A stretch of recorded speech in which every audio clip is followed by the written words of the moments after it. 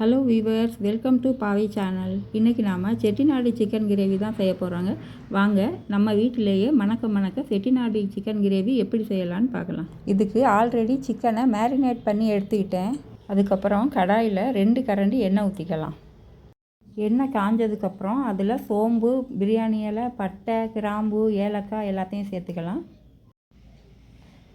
எல்லாம் போட்டதுக்கப்புறம் அது நல்லா பொரிய விடணும். பொரிஞ்சால் தான் அதோட மனம் நல்லாயிருக்கும்.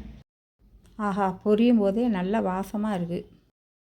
முக்கியமாக அந்த செட்டிநாடு சிக்கனில் கருவேப்பிலை, சோம்பு, கல்பாசிங்க இது 3 சேர்த்தாவே நல்ல ஒரு மனம் கொடுக்கும்.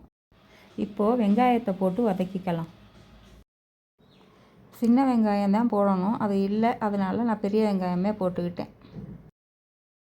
வெங்காயம் நல்லா வதங்கணும், அதனால் கொஞ்சம் நல்லா வதக்கிக்கலாம்.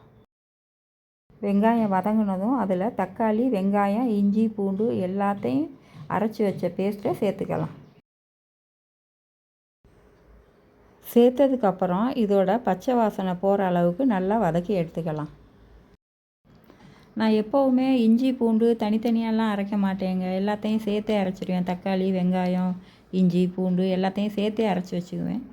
இப்போ கருவேப்பிலையை சேர்த்துக்கோங்க. பிகினர்ஸ் கூட இந்த சிக்கன் கிரேவியை ரொம்ப ஈஸியாக செஞ்சிடலாம்.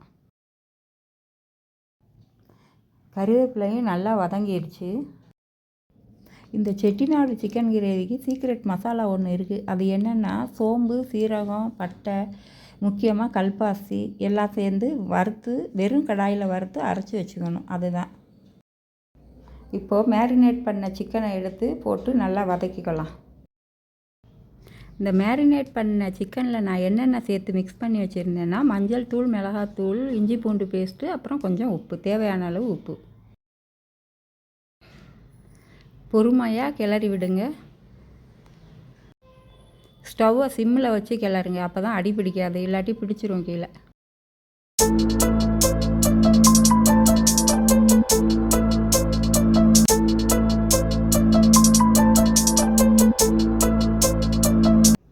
இப்போ நல்லா வதக்கியாச்சு. ஒரு மூடி போட்டு நல்லா மூடிடலாம்.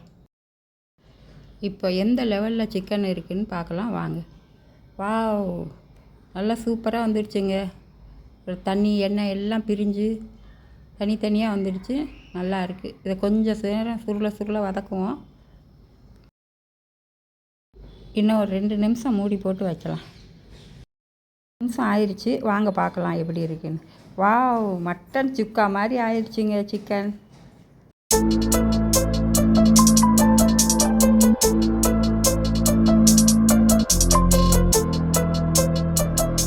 இப்போ இதில் தேவையான அளவு தண்ணியை ஊற்றி கிளறி விடலாம்.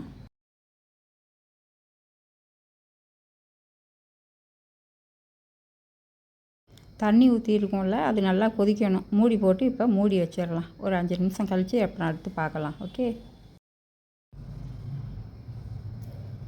நல்லா சூப்பராக வந்துடுச்சுங்க. இப்போ இந்த சீக்ரெட் மசாலாவை தூவி நல்லா கிளறி விடுங்க. இப்போவே வாசம் மூக்க தொலைக்குதுங்க, சூப்பராக இருக்குது. கடைசியாக பொடியாக வெட்டினா மல்லித்தழையை தூவி கிளறி விடலாம். என்னோடய சேனலை சப்ஸ்கிரைப் பண்ணாதவங்க சப்ஸ்கிரைப் பண்ணிக்கோங்க, லைக் பண்ணுங்கள், ஷேர் பண்ணுங்கள்.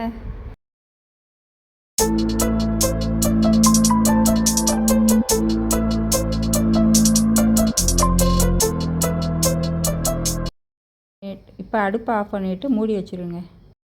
வாங்க பார்க்கலாம். நம்ம செட்டிநாடு சிக்கன் தயாராகிடுச்சிங்க.